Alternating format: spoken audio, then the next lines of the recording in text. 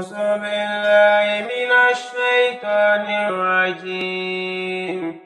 بسم الله الرحمن الرحيم.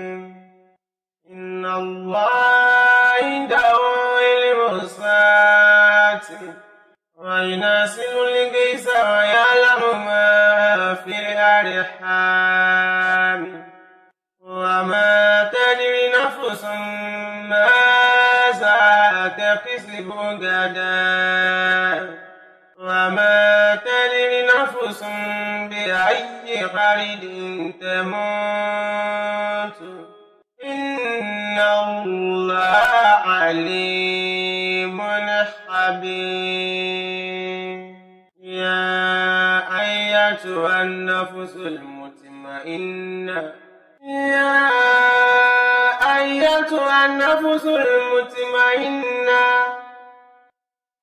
ارجعي إلى ربك راضية مرضية فادخلي في عبادي وادخلي جنتي.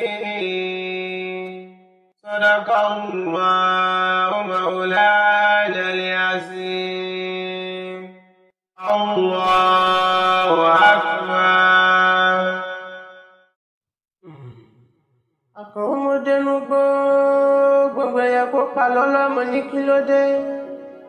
Wọ́n lẹ́ni bá máa gbé kó bá ní dárò àrò, ẹni bá máa lùkò kó bá ní dárò òsùn, ẹni bá mọ lékeleke ẹyẹ funfun kó bá ní dárò ẹfun, ẹni bá mọ gáwọ́ àṣírí Suleiman Ali Azakari kó bá wà dárò ẹni rẹ̀ tó lọ.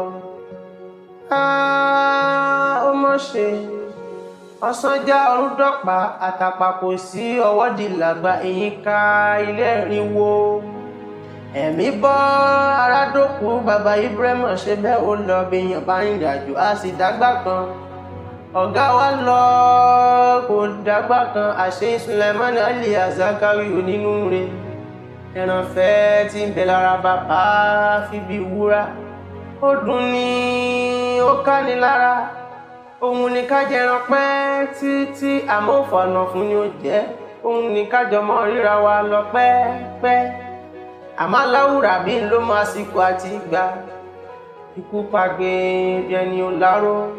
Ó pàlùkò bí ẹni ó tó sún. Ikú ọ̀hún ló gbẹ fún lọ́wọ́ lékeleke ẹyẹ funfun. Ikú pàgbà wòlíì bí ẹni tí ó lóníṣẹ́ ńlá. Bàbá ó sọ wípé òun sin lọ́hun mọ́, bẹ́ẹ̀ ni ó sọ wípé òun sàṣàlátù mọ́. Ikú ló dé ló gba tẹ̀sùbá lọ́wọ́ bàbá. Ikú dé ojú padé pì. Bó bá ṣe pa ó pàdé, bó bá ṣe pa ó túnra rí bàbá Zakariya. Bó bá ṣe pa ó pàdé ìpàdé dọ̀run mọ̀dà láìra. Gbogbo sànáwá pátá akúlédè ẹni rẹ̀ tó lọ.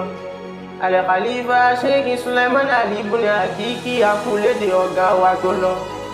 Ìláyí aláwùrà bí ọba tí ń ṣèkẹ́ tó bá ti ń ṣèkẹ́ rẹ̀ fóníṣẹ́ ńlá ọmọ bàbá Fatima.